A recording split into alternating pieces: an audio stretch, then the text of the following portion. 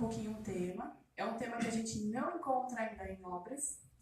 Não tem jurisprudência desse tema ainda, é um tema novo.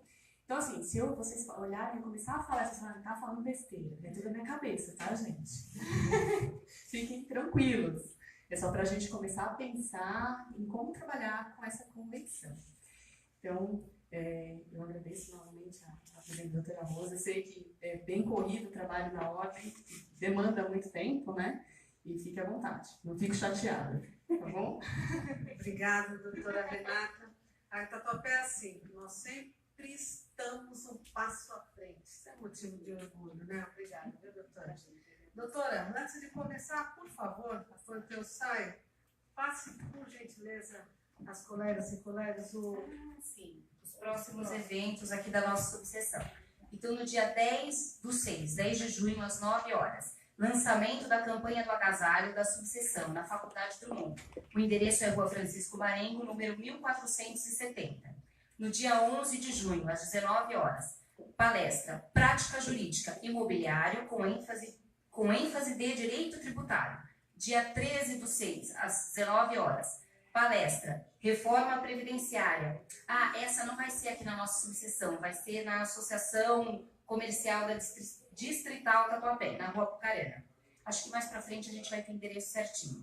Dia 18/6, 19 horas, palestra Bate-papo, como aplicar o direito sistêmico no exercício da advocacia. 25/6, palestra O uso das redes sociais e a propriedade intelectual. E no dia 28/6, às 19 horas, sessão de cinema, Versões de um Crime. E lembrando a todos que no dia 27 de julho é a nossa festa julina. Tá ok? Então, sejam todos bem-vindos, fiquem aqui com a doutora.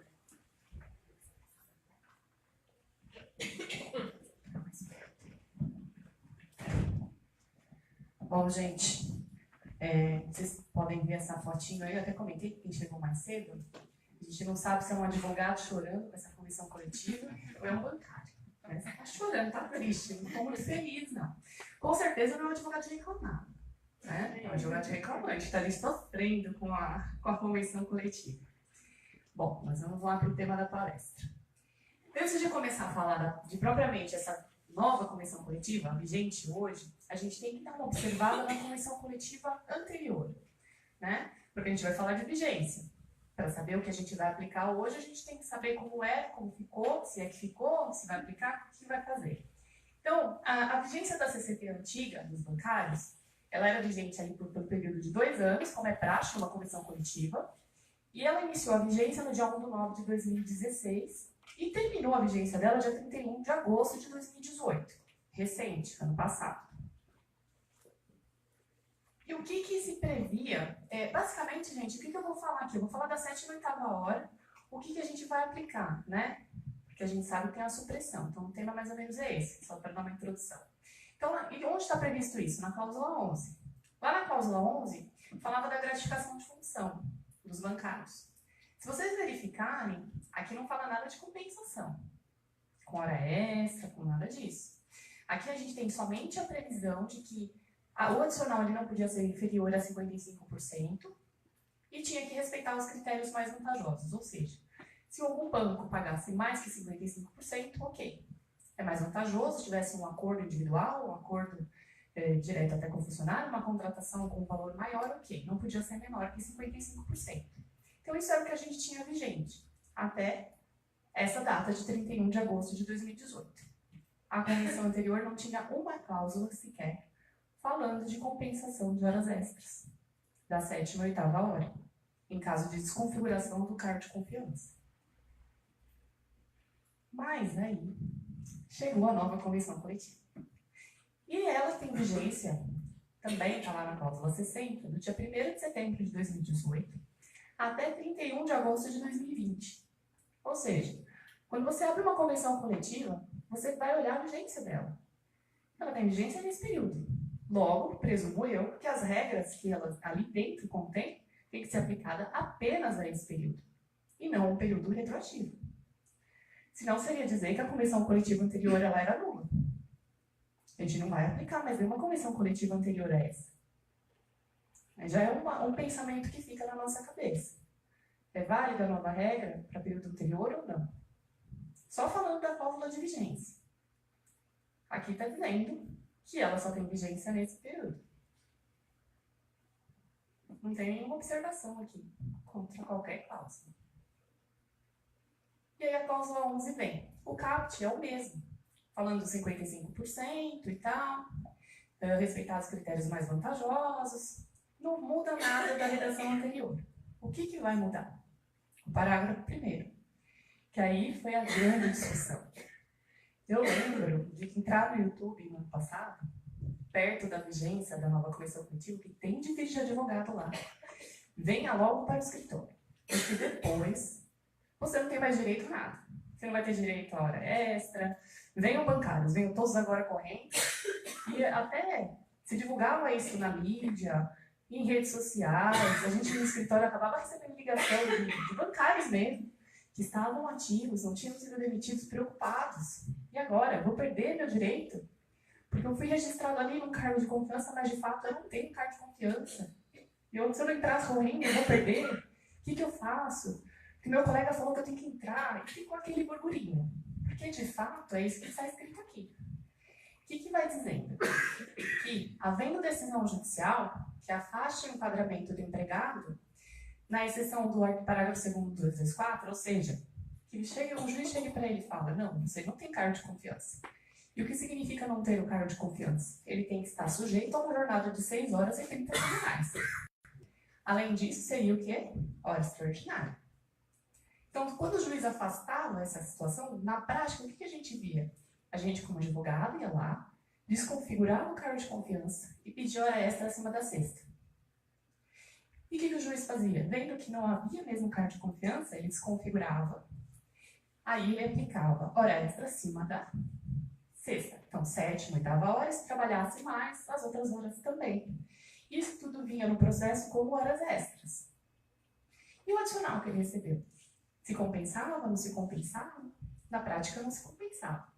Por quê? Eram institutos diferentes e a doutrina de jurisprudência entendia que aquele valor acabava incorporando ao salário do empregado. Então, não se compensava. O banco pagava o adicional e tinha que pagar hora extra depois. Era assim que acontecia.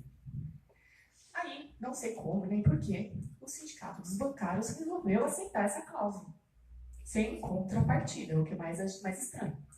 Muito embora a gente verifique que na reforma trabalhista, o fato de não ter uma contrapartida não causa uma nulidade.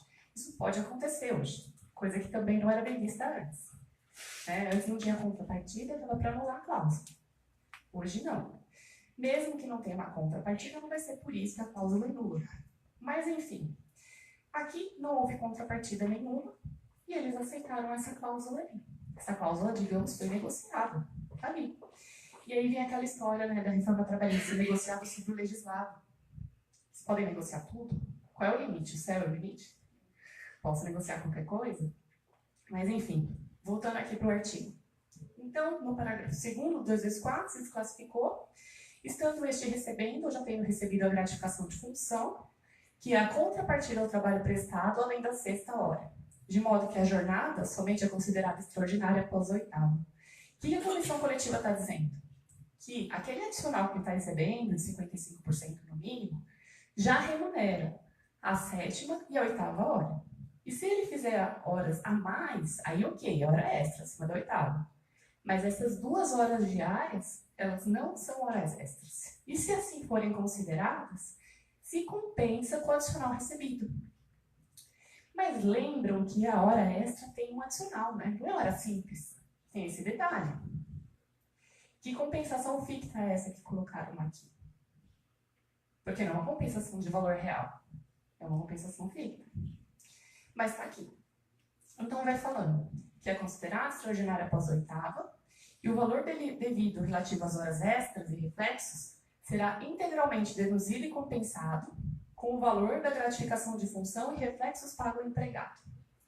E aí vem a parte mais esquisita, que é essa frase, que é o grande problema da gente. Eles incluíram a dedução ou compensação prevista nesse parágrafo será aplicável às ações ajuizadas a partir de 1/12/2018. Gente, é como se eles virassem para a gente e falassem assim: olha, por meio de uma convenção coletiva, eu estou considerando que tudo aquilo que veio nos últimos 5 anos, ou prescreveu, ou o direito decaiu, não sei. Mas eu, por uma convenção coletiva, estou anulando tudo como era, e não importa o que você fez. Se você entrou, deixou, esperou em trocação agora, você não tem mais direito. Agora mudou, vai compensar. Foi isso que eles fizeram nessa convenção coletiva. Colocaram uma data processual para o início dessa ação, para dizer que o bancário ele perde aquele direito que a gente pode ter, desde que ele adquiriu ou não, a gente vai ver, ao longo dos últimos 5 anos, pelo menos. Mas é o que está aqui. Vai se aplicar isso na prática, do jeitinho que está posto aqui? Não sei, a gente ainda não tem casos, não tem ações ainda discutindo isso. Mas a jurisprudência, como a gente vai ver, de outros temas, já nos mostra que o que está escrito aqui tem alguma coisa errada.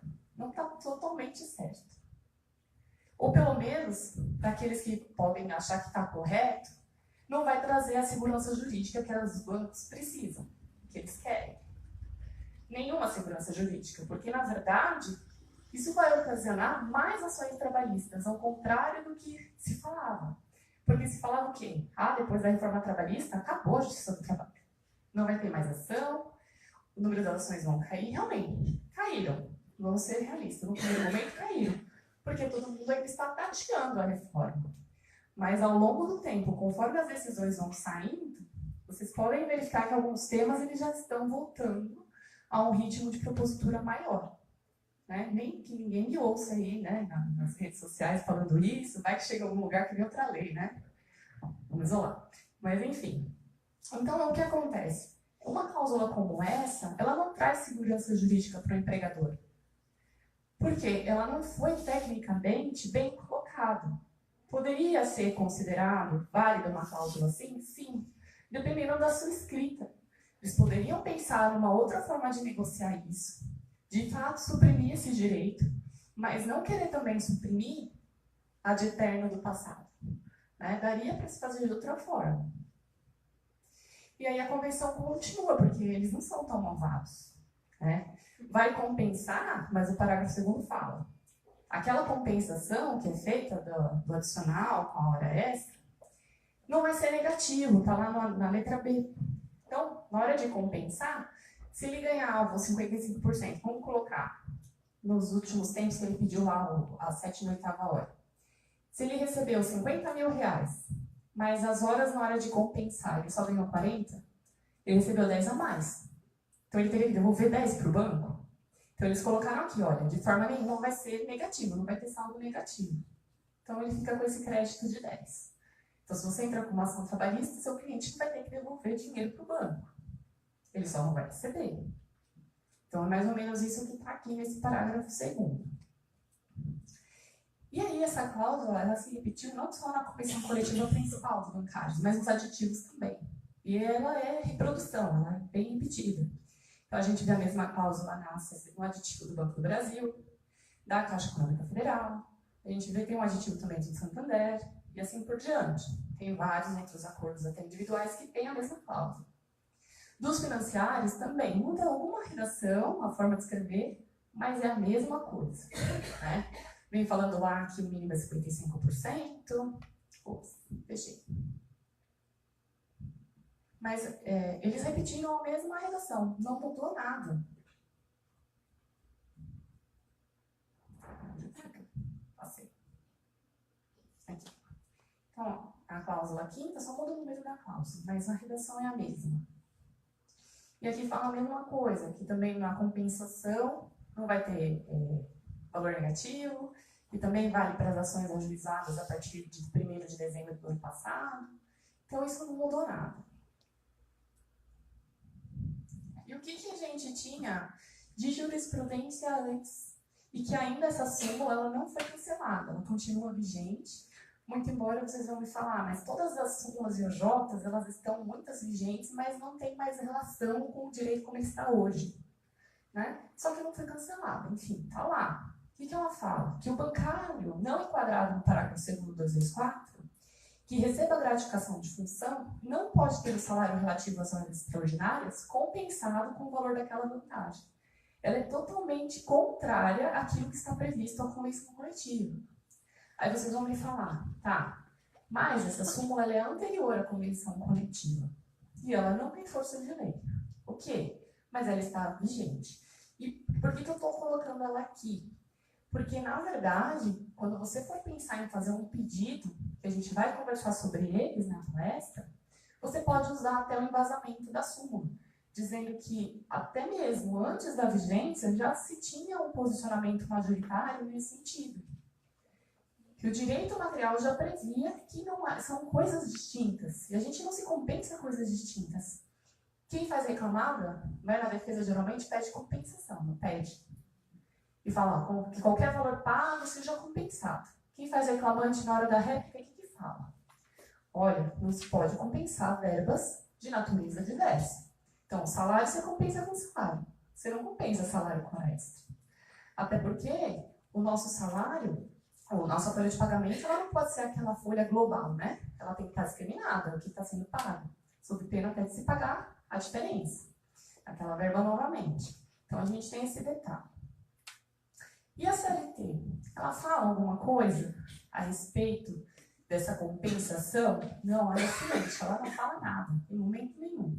A única previsão que ela tem é a previsão própria dos bancários, dos 2 e os 4, que a jornada deles vai ser de 6 horas, que é uma jornada especial, e 30 semanais. E aí vai falar no parágrafo 2º para quem não se aplica essa jornada, que são lá os cargos de gerência, direção, cargos de confiança. Esse pessoal não se aplica a jornada de 6 horas e 30 semanais, desde que aí tem uma condição, eles recebam lá 1/3 do salário.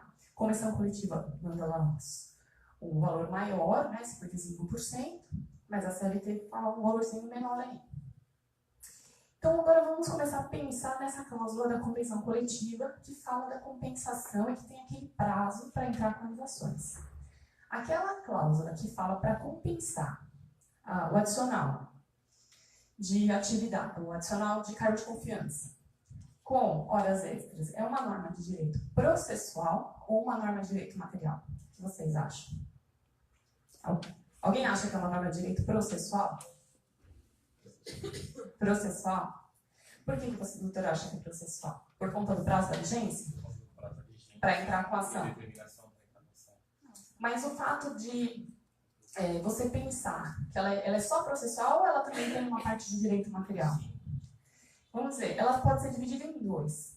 Vamos assim pensar. A parte do prazo para dar entrada com a ação é processual.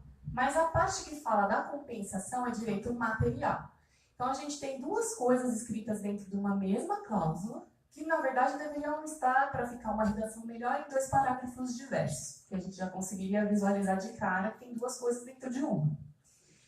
Então, primeiramente, a compensação das horas extras com o direito adicional é um direito, todo mundo acha que aqui é unânime, falar que é uma questão de direito material. Como que a gente trata as alterações dentro do direito material? A gente vai buscar, primeiro, quando que ela entra em vigência. A gente vai voltar lá no nosso primeiro ano da faculdade, lá atrás, né? A gente vai ler a Lei de Introdução às Normas do Direito Brasileiro. Quando que a lei começa a ter vigência? Só que aqui a gente está falando de lei, a norma coletiva é uma norma, né? Então, mas a vigência dela, da norma coletiva, ela tem lá a vigência dela são de 2 anos, que a gente já viu. Mas vamos ver o que ela traz a essa Lei de Introdução às Normas do Direito Brasileiro, que também é aplicável à convenção coletiva.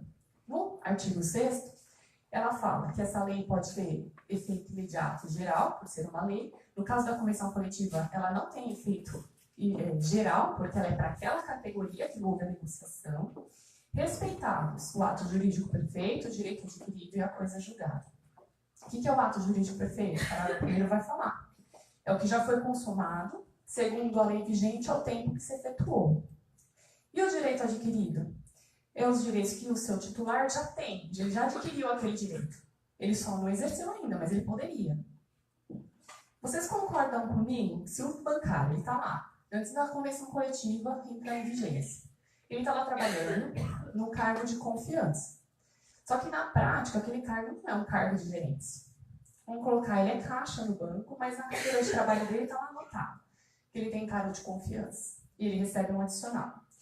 E na prática ele está ali trabalhando. Vocês concordam que ele está adquirindo, mês a mês, o direito àquelas 2 horas a serem remuneradas? É uma norma de direito material, é um direito adquirido. Mês a mês ele está adquirindo aquilo. O que a Convenção Coletiva fez? Ela rasgou a Lei de Introdução das Normas do Direito Brasileiro e falou, não, mas aqui a gente vai negociar diferente, porque aqui quem manda sou eu, e aqui vai ser assim. Não importa que ele adquiriu esse direito, vai compensar com o adicional. Se vocês forem pensar em justiça social com a reclamar, vocês podem falar, mas ele recebia um adicional a mais. Por que não compensar com aquele valor que ele tem a receber? Não sei se vocês já viram essa teoria, mas às vezes, quando existe uma fraude, e se paga algo ali para que aquela fraude aconteça, é como se o empregador falasse, eu estou pagando para poder fazer uma coisa errada. Porque aí eu estou reduzindo o meu risco. Eu estou usando da norma para poder modificar uma situação fática. E o que a jurisprudência acaba dizendo? Quem paga mal paga 2 vezes. Se ele está usando do direito para isso, ele vai ser condenado. E era o que acontecia. Só que a Convenção Coletiva veio falando que não. Se a gente for pensar em impugnar essa norma da Convenção Coletiva, a gente já começa por aqui. Porque a gente pode desenvolver uma tese dizendo que, de fato, aquele empregado ele adquiriu esse direito mês a mês. E não pode uma norma futura que causa insegurança jurídica vir e falar, não, agora compensa. A partir de hoje, você não tem mais direito a nada. Porque a gente decidiu que vai ser assim, a gente negociou que vai ser assim. Então, aqui já é um começo de pensamento para se impugnar essa norma. Aí vocês podem falar, mas a reforma trabalhista tem um artigo que fala assim, que as normas, o negociado, se sobrepõem ao legislado. Mas se sobrepõe à Constituição Federal? Não, nunca, né? A Constituição Federal, a Convenção Coletiva não vale mais que a nossa Constituição. E lá a gente também tem essa previsão, dizendo que a lei, ou aqui a gente pode ler a norma, ela não prejudicará o direito adquirido, o ato jurídico perfeito e a coisa julgada. Então, ainda que se a gente for pensar em elaborar uma petição inicial, logicamente que a gente não vai usar só o artigo 6º. A gente vai incluir a Constituição Federal, porque a defesa com certeza vai falar que a reforma trabalhista diz, além da nova reforma, que aquela convenção coletiva vale mais do que a lei. Mas ela não pode valer mais que a Constituição. Então, na hora de redigir uma petição, sempre a gente hoje tem que usar a Constituição Federal e ter essa preocupação, até para embasar já nossos recursos e tudo mais. E a parte processual? Como é que fica? Porque a gente tem aquele prazo ali, falando que agora, para entrar com a ação, é como se ele tivesse ali previsto uma decadência do direito. Não correu, não entrou com a ação, perdeu. Agora vai compensar e já era. Não entrou com a ação até aquele momento, não tem mais direito. Então, a gente pega o CPC. E o artigo 14, o que ele fala? Que a norma processual não retroagirá e será aplicável imediatamente aos processos em curso. Ou seja, não retroagirá. A gente não pode aplicar essa norma de forma retroativa. Então, ainda que ela tenha uma parte processual ali, eu não posso criar um direito novo e aplicar de forma retroativa.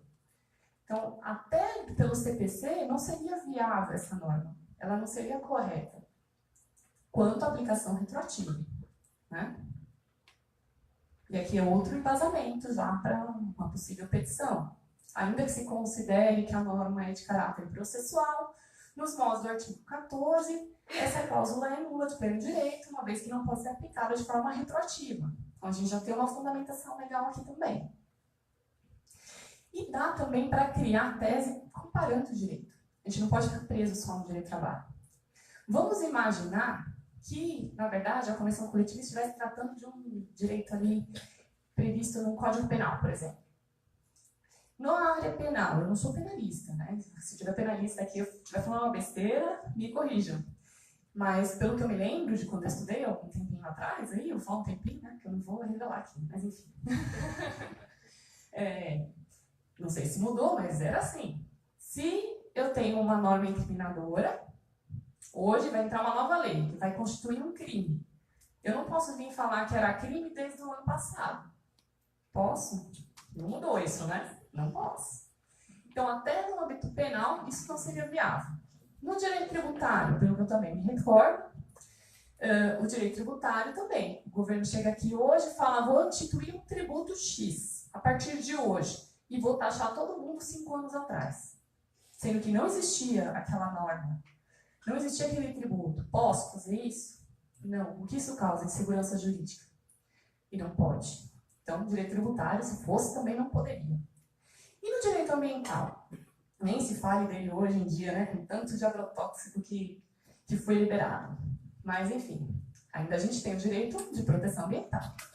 Temos normas. Então, imagine, você está lá com a sua indústria e tem os resíduos. Vocês estão vendo que tem aí a nova legislação de destinação dos resíduos sólidos, que está para sair a vigência e tudo mais.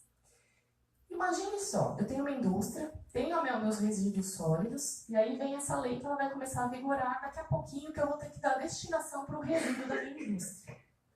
Senão eu vou ser multado, vai ter toda aquela situação. Imagine se a lei previsse assim.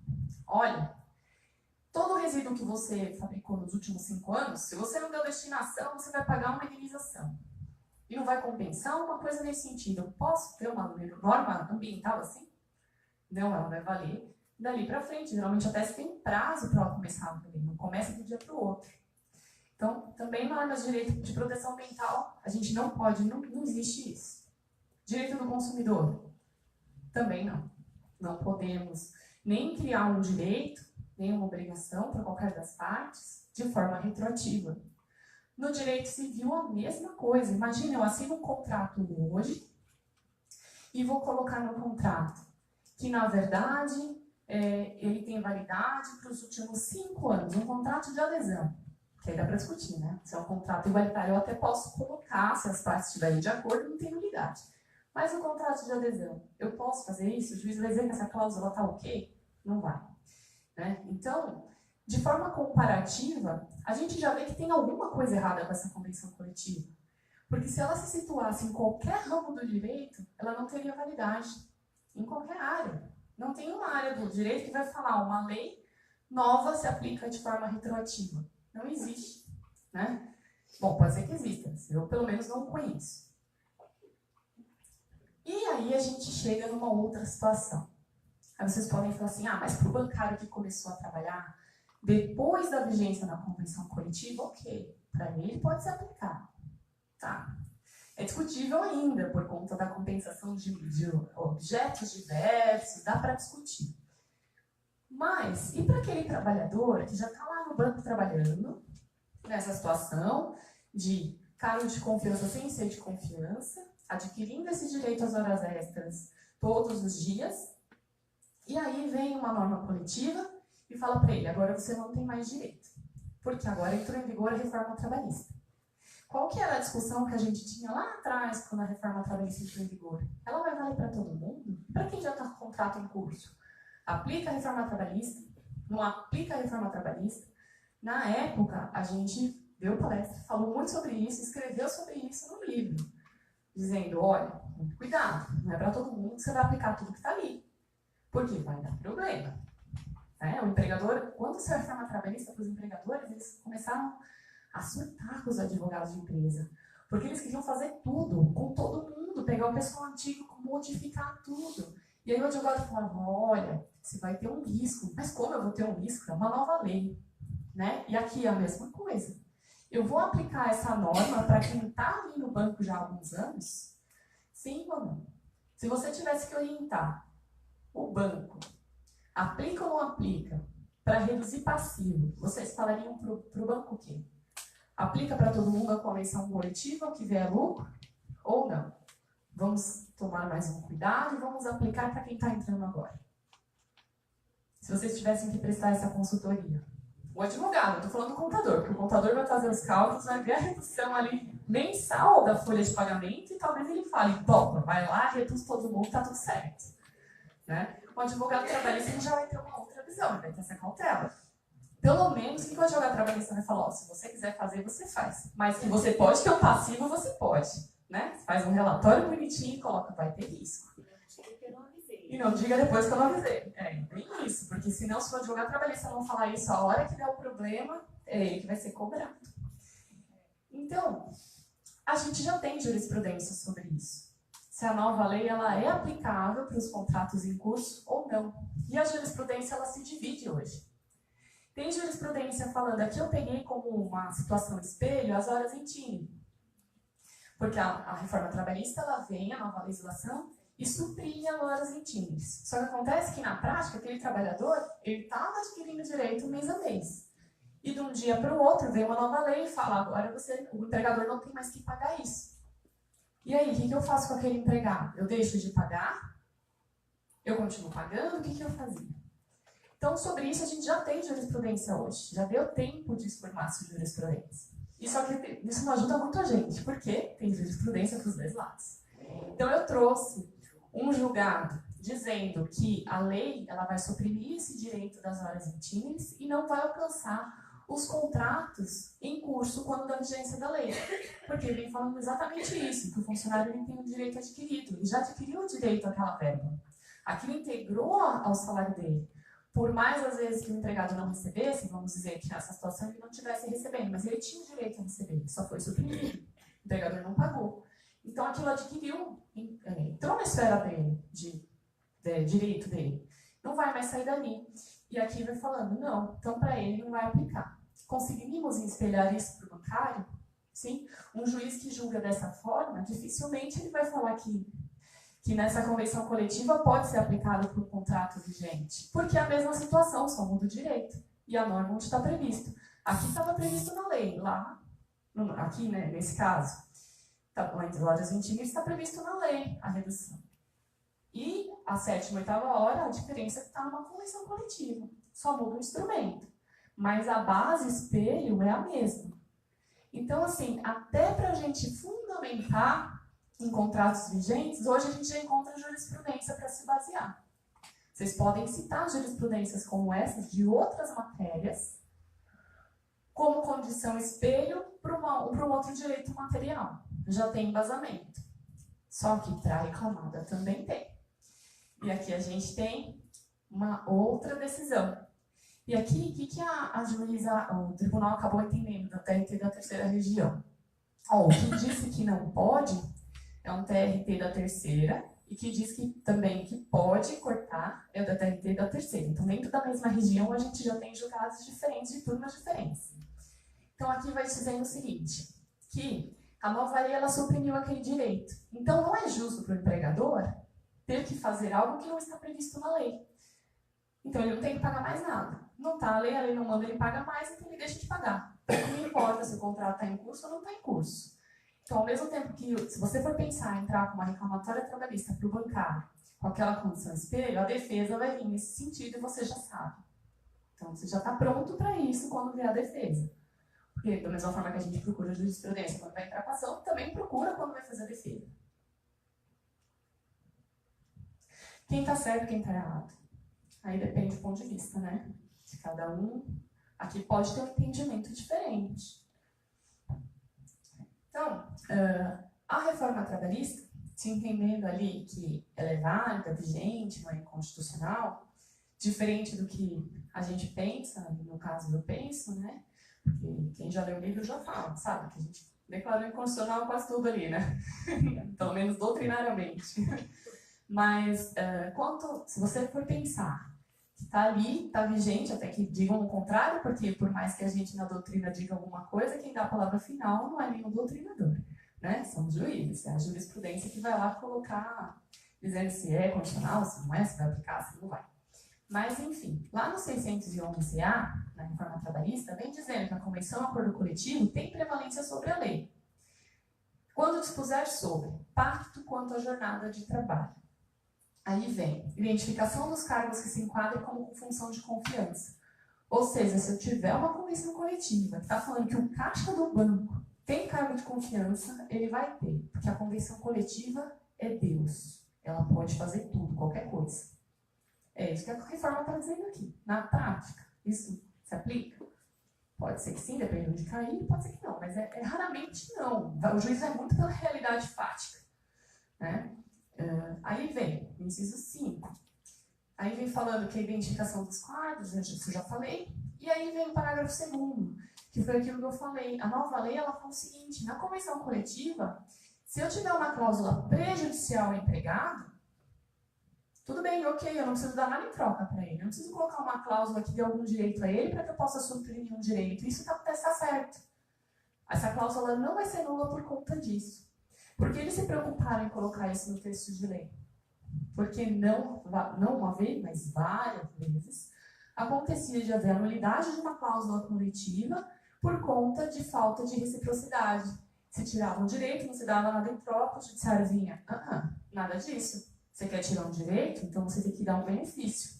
Você quer reduzir salário, você tem que dar estabilidade de emprego. Sempre tinha que ter uma contrapartida, uma barganha. Até porque, se a gente for pensar, nada mais justo, a gente está dentro de uma convenção coletiva, ou seja, o coletivo se reúne e acha um ponto de equilíbrio para a negociação. Mas também a gente acabava na prática vendo que tinha alguns, vamos dizer, exageros. Às vezes se anulavam algumas cláusulas que até era legal para os empregados. E, por outro lado, eles tinham até vantagens e falavam-se que não. Então, tinha um pouquinho de exagero nos julgados. Pode ser que sim, né, dependendo do ponto de vista. Mas aqui eles chegaram e falaram: olha, posso fazer tudo, negociar tudo e está tudo certo. Não vai dar problema. Pelo menos na lei não vai dar problema. Mas aí vem o artigo 611b, que ele trata o que a convenção coletiva não pode tratar de forma nenhuma. Ela não vai poder negociar isso. E aí a gente vê lá no inciso 10, remuneração do serviço extraordinário superior no mínimo 50% ao do normal. O que a gente viu na convenção coletiva mesmo? O que ela tratou? Ela pegou a hora extra, rasgou a hora extra, remuneração do serviço extraordinário com no mínimo 50%, e falou: ó, compensa com aquilo ali. E tá tudo certo. Ela podia tratar disso na convenção coletiva? A própria lei que disse que ela vale mais que alguma coisa, vem dizendo que ela não pode tratar disso. Então aqui a gente consegue montar uma outra tese, com outros argumentos, dizendo que a própria lei instituidora do pode tudo diz que isso não pode. Então aquela cláusula já ela não é válida por conta dessa previsão legal. E mais, porque a nossa Constituição Federal também prevê o direito às horas extraordinárias. E a Convenção Coletiva não pode ir contra a Constituição Federal de forma nenhuma. Então aqui a gente já tem outro argumento. Eu espero que não tenha nenhum advogado de banco aqui, porque ele vai pegar toda a tese, já vai pensar na defesa, vai dar mais trabalho para a gente. Se a gente for pensar em fazer inicial. E se estiver transmitindo, então, ó, não pode, porque eles já vão conhecer toda a tese. Aí fica difícil para os reclamantes. Mas, enfim. Aí o direito processual. Qual que é o prazo prescricional para entrar com as ações? 2 anos de quando? Quando eles saem da empresa. E o que eles podem pedir? Nos últimos 5 anos. Vocês concordam comigo que aquela limitação de só pode pedir na justiça até agora e depois você perdeu o direito, eles estão legislando sobre o direito processual. E quem que pode legislar sobre o direito processual nesse país? Com certeza não são os sindicatos. Eles não têm esse poder. Isso ainda não está previsto na nossa Constituição Federal, por enquanto. Não sei se vai estar um dia, mas por enquanto não podem. Então é uma norma de direito processual que tem essa garantia de que ninguém vai lá mexer no nosso prazo prescricional. Não pode uma convenção coletiva falar: olha, isso para se você entender que aquela cláusula é uma cláusula de prescrição. Se for uma cláusula de decadência, então nem se fale, não poderia. Então a gente também tem essa outra tese, de que a convenção coletiva não poderia entrar nesse segmento processual e limitar um direito. Sendo que a gente tem previsão constitucional que as ações trabalhistas ela tem esse prazo, o empregado ele tinha esse prazo para entrar. Ele não pode ser surpreendido como daqui a um mês vai entrar em vigor a convenção coletiva e corre, viu? Se você não correr, você vai perder o direito. Porque pensem só, um bancário empregado está lá trabalhando e ele está num cargo de confiança, recebendo o adicional. Aí ele entra com a ação trabalhista estando trabalhando, ele não foi demitido. O que vai acontecer com ele? Não duvido ele ser revertido no cargo anterior. Já vai perder ali aquele adicional. Aí ele fala: não vou entrar com ação agora. Aí um colega dele, dentro desse prazo do corre-corre, entra com ação. E ele ganha nos moldes da lei anterior. Mas ele trabalhou lado a lado com aquele outro funcionário que não entrou naquele momento. Um vai ter direito à hora extra adicional e o outro não. O outro vai ter as horas compensadas. Ele perdeu, porque ele não entrou antes da vigência da convenção coletiva. Então vejam a desigualdade que isso causa. O tumulto e a insegurança jurídica que isso causa na vida desse trabalhador. Então tem esse outro lado também. E como é que a gente faz para buscar esses direitos? Porque tudo bem, a gente falou que é possível, a gente pode sim criar uma petição inicial, a gente pode falar para o nosso cliente quando ele ligar, nem tudo está perdido, vem cá, vamos conversar, podemos sim pedir a sua 7ª e 8ª hora, nós desenvolvemos uma tese a respeito disso e aí a gente vai usar todos esses argumentos que eu acabei passando para vocês e vocês pensando, vocês vão achar 1000 outros argumentos também, porque isso é novo. Então, conforme talvez eu estou falando, alguém já está tendo outra ideia de outra tese, isso acontece. E você vai chegar para o seu cliente e falar, vem cá, direito material, eu consigo fazer essa ação para você. Tá, mas como é que eu vou fazer essa ação? A reforma trabalhista também dificultou isso um pouquinho para a gente, quando a gente vai entrar com um processo desse. Por quê? No 611-A, vem dizendo que os sindicatos que firmaram aquela convenção coletiva, hoje eles são litisconsortes necessários. Ou seja, eu, obrigatoriamente, quando eu for entrar com a ação com o Banco X, no polo passivo eu vou colocar o sindicato também. Os sindicatos. Porque se eu não colocar, o juiz vai lá e vai canetar a minha petição inicial. Porque ali tem um desconsorte necessário. Eu não posso escolher se eu vou litigar com o sindicato ou não. Eu obrigatoriamente tenho que brigar com ele. E aí? Tudo bem, eu coloco uma mais, uma reclamada menos. Tá, qual que é o problema disso? Sucumbência. E a gente vai conversar daqui a pouquinho. Esse é o grande medo dos advogados. Mas, de toda forma, seja numa ação individual ou coletiva, eu tenho que chamar o sindicato se eu for discutir nulidade da cláusula. E aqui fala a anulação de cláusulas desse instrumento. Vocês concordam comigo que anular uma cláusula é diferente de simplesmente não aplicar uma cláusula?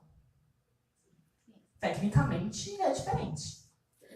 Se eu for falar para o juiz, eu não quero que aplique essa cláusula para o meu cliente, temporalmente para ele não se aplica, eu não estou pedindo a nulidade da cláusula, concorda?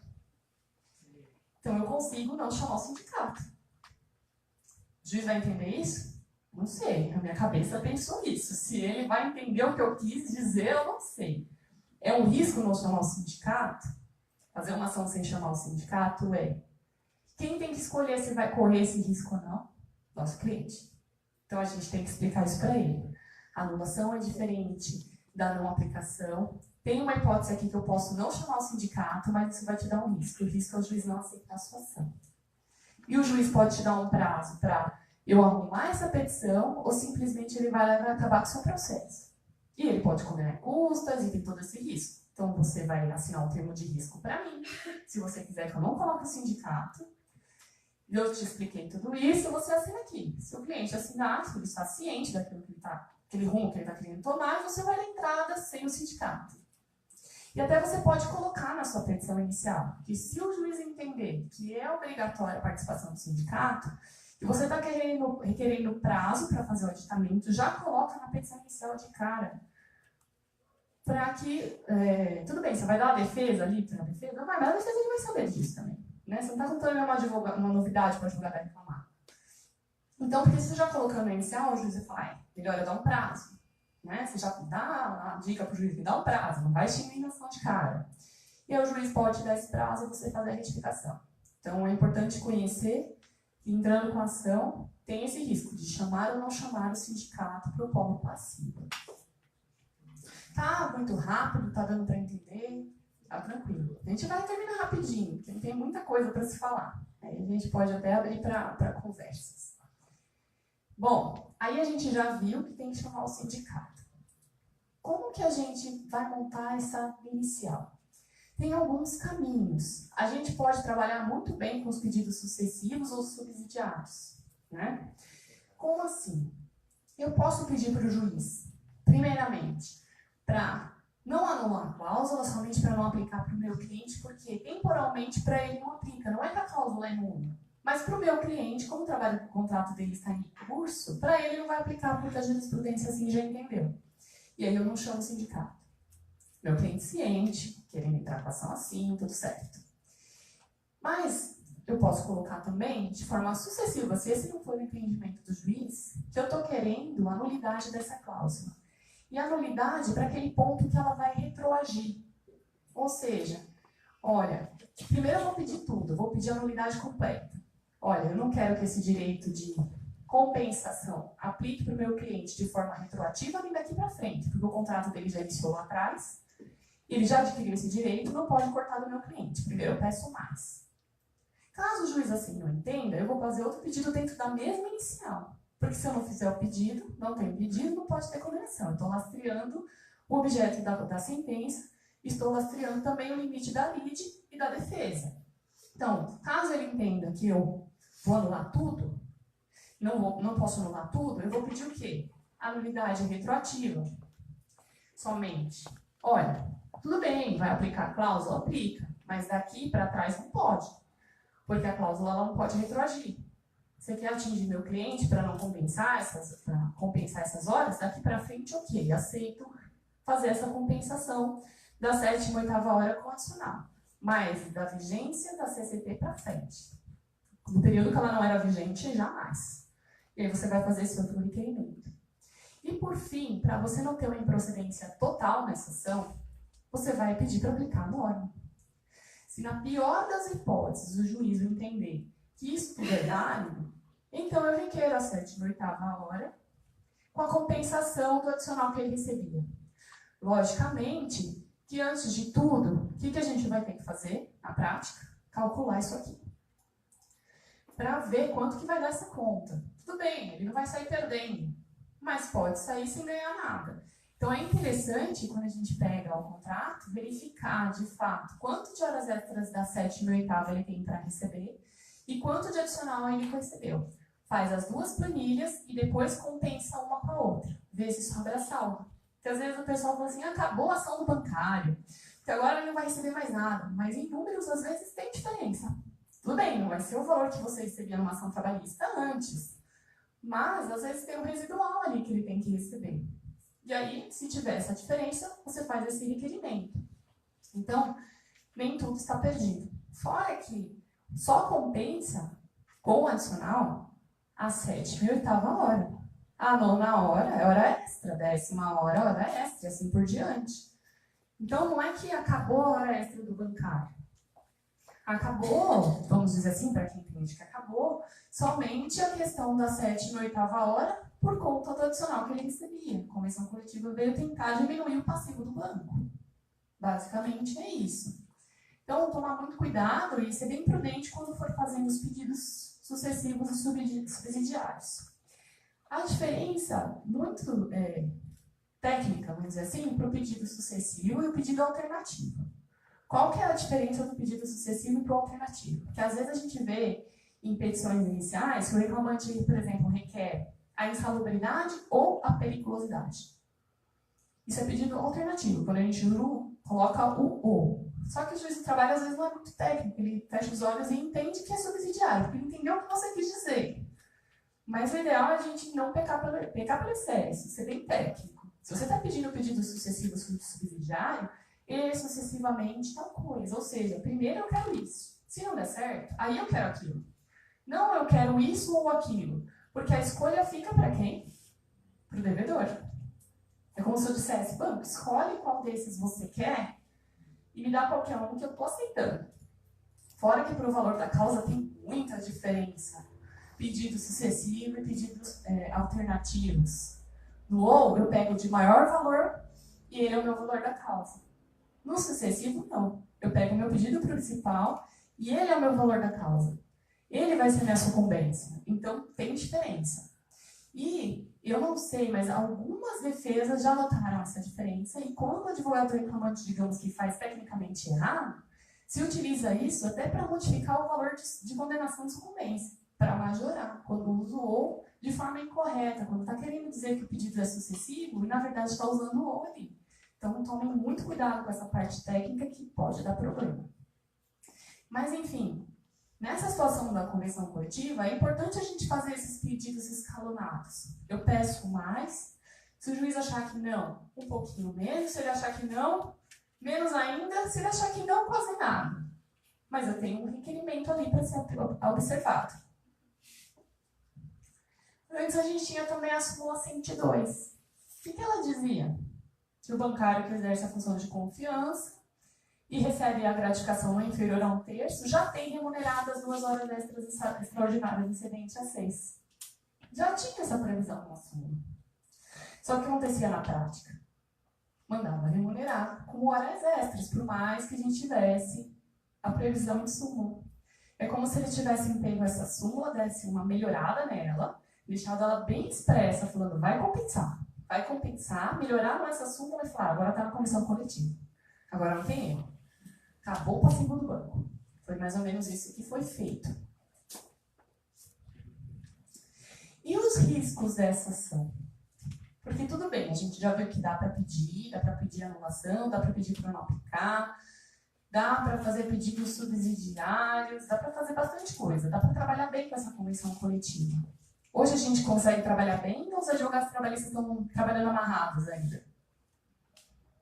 Muitos ainda trabalham amarrados. Com medo, é o medo da sucumbência, né? O bicho-papão da sucumbência, que, ai meu Deus, não posso pedir, não posso inovar, não posso criar, porque se eu criar uma tese diferente, o juiz não vai entender, eu vou prejudicar meu cliente e ele vai sair devendo. Ele vai pagar ainda pela minha tese. Então a gente ainda trabalha sobre esse risco da sucumbência, mesmo com o beneficiário da justiça gratuita. Só que eu vi muitos colegas, desde o início, antes até da vigência da lei, preocupados, muitos perderam clientes, porque na hora de explicar a sucumbência para o cliente chega no escritório, ele já começa para o cliente, porque ele já está assustado. Então ele já passa essa insegurança para o cliente. Ele já fala, olha, se eu pedir, você perder, você vai pagar. E olha, eu vou penhorar tudo que você tiver. O que o empregado pensa? Vou penhorar minha geladeira, vou penhorar minha televisão. Meu Deus do céu, eu não quero entrar nessa justiça do trabalho. Na minha cabeça dele é isso que ele pensa.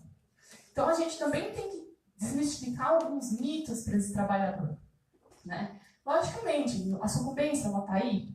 Tá. Para mim, ela é inconstitucional, ela é absurda. A condenação de sucumbência para beneficiário da justiça gratuita. Eu acho que tem que ter sim sucumbência. Mas para quem não é beneficiário da justiça gratuita, quem tem condição de arcar. Não são todos que têm, né? Mas, enfim, ela está aí, está na lei, tem juiz aplicando sucumbência e a gente sabe na prática que às vezes ela até é objeto de barganha em vez de audiência. Olha, é melhor aceitar o acordo, porque aqui, ó, já não vou dar e vai ter condenação em sucumbência. Seu cliente já fica apavorado, se vier R$15 ali, ele abraça. Porque ele tem medo. Porque ele ouviu falar que ele vai sair devedor.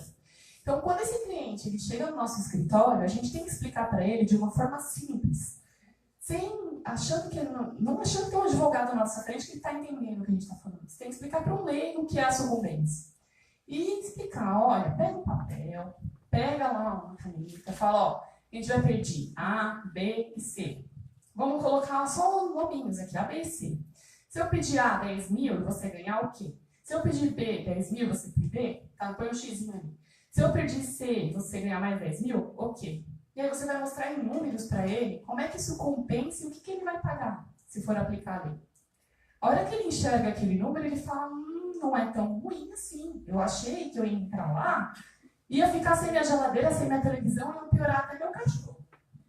Não é? Porque é essa visão que eles têm do trabalho hoje. E aí você vai perguntar, lógico, você vai entrar com uma ação de R$1 milhão, você vai perguntar se a pessoa tem bens, se ela tem imóveis, se ela tem veículos. Por quê? Porque se ele não tiver nada para penhorar e não tiver bens, por mais que ele perca a ação inteira, não vão penhorar a geladeira da casa alugada dele. Lógico, se ele vier mudar a condição econômica, adquirir um bem, sim, ele vai ser penhorado. Mas se ele já não tem condição econômica nenhuma, aquilo fica ali aguardando os 2 anos, se naquele tempo não mudar a situação econômica dele, de fato, ele não paga essa sucumbência. E isso as pessoas não sabem. Então, isso compete a nós, advogados, explicar para o cliente toda essa situação processual técnica que ele não está entendendo. Então, tem o risco da sucumbência? Tem. Vai chegar um bancário no seu escritório, ele já vai falar, não quero nem pedir a 7ª, 8ª, porque eu já sei que eu não tenho direito. Vê as outras coisas aí, doutor, isso aqui eu não quero. Eu não quero ter que pagar para o banco. Né? Eles já chegam falando assim, porque hoje em dia, o cliente, entende de tudo, né? As redes sociais estão aí, às vezes ele já chega sabendo mais até que muito advogado. Eles já vêm com tudo na ponta da língua. Às vezes eu brinco, por exemplo, é um advogado de outra área. E aí o cliente chega e fala, olha, eu queria só tirar uma dúvida. Eu vim aqui para fazer uma coisa, mas eu quero tirar uma dúvida da área que você não atua. Às vezes ele sabe mais que a gente, porque a gente não atua naquela área. Então, né, já tem que saber explicar direitinho. E a gente vai explicar para ele, olha, tem as novas teses, realmente tem a sucumbência, o seu risco em números. Você pode fazer um cálculo breve para ele e falar, olha, se você ganhar dá mais ou menos isso, sua sucumbência pode chegar até esse valor aqui. Se você tiver bens, né, que sejam penhoráveis, pode haver penhora, se você não pagar, tiver uma procedência total. Se você pedir outras coisas e ganhar, vai descontar provavelmente daquilo que você ganhou. Mas também pode ser que não aplique a sucumbência para você. Aí ele vai falar, não vai aplicar para mim? Não, não vai. Por que não vai aplicar? Porque a gente vai tentar minimizar os seus riscos. Vai até aplicar, mas você vai receber ainda. Como? Olha, eu vou fazer pedidos sucessivos, você vai explicar para ele, eu vou pedir o mais, se você não ganhar o mais, você ganha um pouquinho menos, se não ganhar o menos, ganha menos ainda. Mas vai ganhar alguma coisa. E você ganhando talvez alguma coisa, mesmo compensando, sobrando algum valor ali, o juiz entender que se configurou o seu cargo de confiança, dá para você pagar esses honorários de sucumbência, às vezes sobra um pouquinho, pode ser que não sobre, né? Também não dá para garantir ação para ele. Mas dentro do possível, você vai explicar, ó, se você perder tudo, esse é o pior dos mundos. Sua vida vai ser essa. Se você ganhar tudo, o melhor dos mundos. Vai ser essa, mas também tem no meio termo. E aí você vai passar isso para ele. Outra forma de minimizar esses riscos é usar a doutrina. Né? Não só fazer a petição inicial e colocar o pedido ali. O juiz odeia que a gente faz petição inicial grande. Não gosta. Mas em novos temas, às vezes é necessário porque a gente tem a função de convencer o juiz. Não basta fazer um pedido, eu vou ter que explicar para ele tudo isso que eu estou pensando. Por que não aplica? No que eu estou me baseando? Então, numa situação nova, lógico, eu não vou encher um monte de jurisprudência para falar de 13º e férias.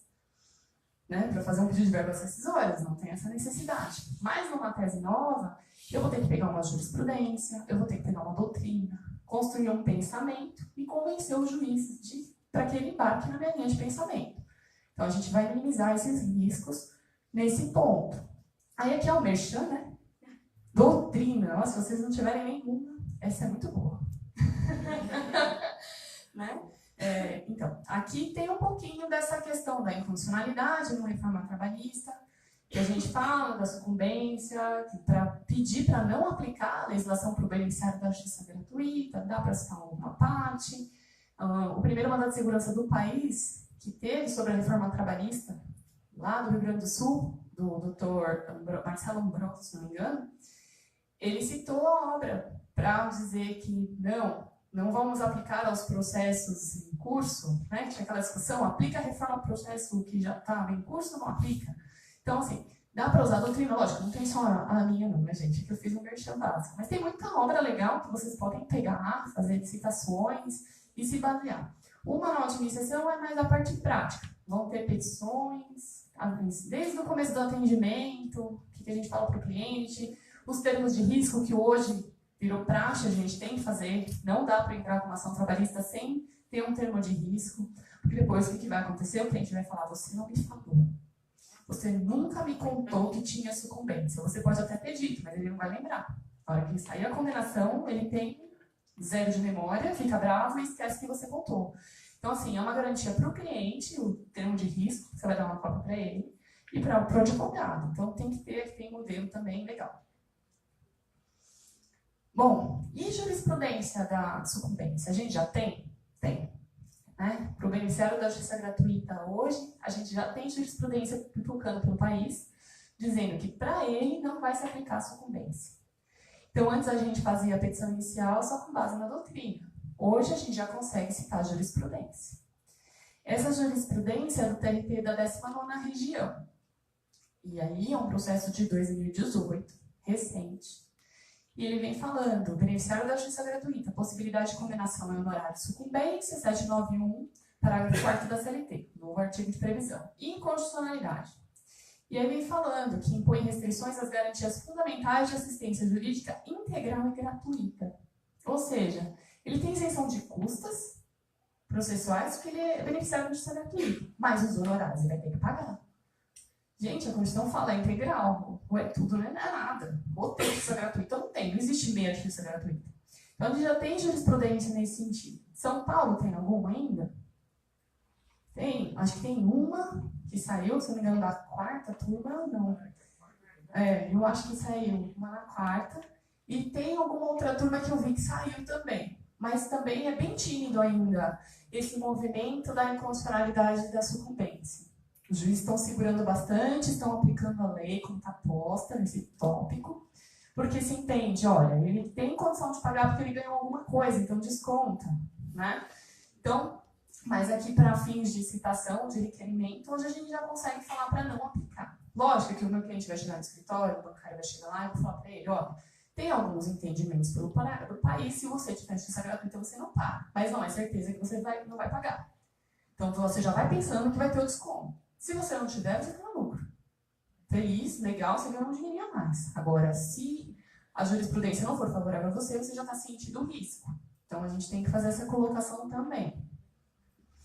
E é basicamente isso, gente. Não tem muito o que a gente falar hoje ainda sobre o tema da vigência, porque é meio óbvio. Se você for parar para pensar, a gente fica assustado no primeiro momento, mas são coisas tão primárias de vigência que se a gente abrir o início do direito, a gente volta para o primeiro ano da faculdade e fala, isso pode acontecer? Onde é que eu vou buscar a fonte? Eu vou lá na lei de introdução às normas. Pode? Não pode. Eu vou para o Código Civil, pode, não pode. Eu vou para o Código de Processo Civil, pode, não pode. Eu vou para a Constituição, pode, não pode. Tem gente que faz o contrário, vai direto primeiro na Constituição, depois vai buscar a norma. Que seria o mais correto, né? Fazer uma interpretação contrária. Primeiro a gente vê a Constituição, depois vai para a norma. Mas é um pensamento que a gente tem que ter hoje. Basicamente, essa parte da convenção coletiva, eu não vejo ainda muitos escritórios pegando ações de bancário e pedindo a 7ª e 8ª hora. O pessoal está com medo de fazer essas ações. Eu acho que não é por falta de conhecimento técnico que dá para anular essas normas, mas mais por receio do ônus que isso vai causar para o cliente, o ônus financeiro dessa sucumbência. Tem muitos clientes que não querem correr esse risco. E quanto mais instruído é o cliente, é mais difícil da gente mostrar para ele que a sucumbência não é tudo isso, porque ele assiste televisão, ele vê rede social, ele já está cansado de saber que não sei quem entrou, perdeu, vai pagar, não sei quem entrou, perdeu, vai pagar, e é isso que se conversa. Isso vai estar precando, na verdade, o acesso à justiça, e é por isso que eu penso que a questão dos honorários de sucumbência, ela é incondicional, porque ela veta aquele trabalhador que tem de fato o direito de buscar na justiça aquilo que lhe pertence de alguma forma. Porque vai depender do entendimento de um juiz, ou porque às vezes ele não tem prova daquilo, não consegue fazer a prova, ele perde, e aí ele acaba preferindo deixar para lá. Por isso que a gente viu, nesse primeiro momento também, o esvaziamento das ações trabalhistas, muito por conta disso, dessa divulgação em massa de perdeu, vai pagar. Mesmo tendo direito, as pessoas às vezes até para verbas rescisórias não querem entrar com ação, tem medo de entrar lá, vai pedir verba rescisória e vai sair devendo. E vai penhorar a geladeira, vai penhorar não sei o quê, e é isso que eles pensam. Então, assim, adicional de periculosidade, perícia médica, então, né? A gente vai pedir aí uma redução da capacidade laboral. Como é que a gente faz isso hoje? São ações altas, de condenação altas. Se perder, a sucumbência é grande. Aí a gente pensa, nossa, o trabalhador ele tem direito a verba rescisória, não foi paga, mas ele tem ali um acidente de trabalho que teve redução da capacidade laboral. Se ele perder a perícia porque não conseguiu fazer prova do nexo ou alguma coisa assim, ele perdeu, ele vai deixar de receber a verba rescisória, gente. Está descontando de verba rescisória. É absurdo, ao meu ver. Pode ser que tem gente que está assistindo aí e está falando, não é absurdo. Ele entrou, é um risco, é uma aventura jurídica. Tudo bem, existiam aventuras jurídicas, pontualmente, alguns sim. Mas às vezes é uma questão processual, de prova, ou de entendimento. Uma questão dessa, você não está entrando com uma ação de má-fé. Você tem embasamento teórico, você tem embasamento legal para pedir a nulidade. Afinal, se não fosse assim, para que existiriam os advogados? Porque para copiar e colar, o computador, o robô faz. Que falam tanto que agora os advogados não vão ser mais necessários. Porque vai vir um robô, e o robô vai estudar tudo ali, e vai montar aquela petição das galáxias, E aí, quem não tiver o robô, acabou. Vai perder tudo, não vai ganhar dinheiro, a reclamada vai ganhar tudo porque ela tem dinheiro para ter o robô, e o pobre coitado trabalhador não tem o robô, já era. Né? Mas tá, o robô ia pensar tudo isso aqui?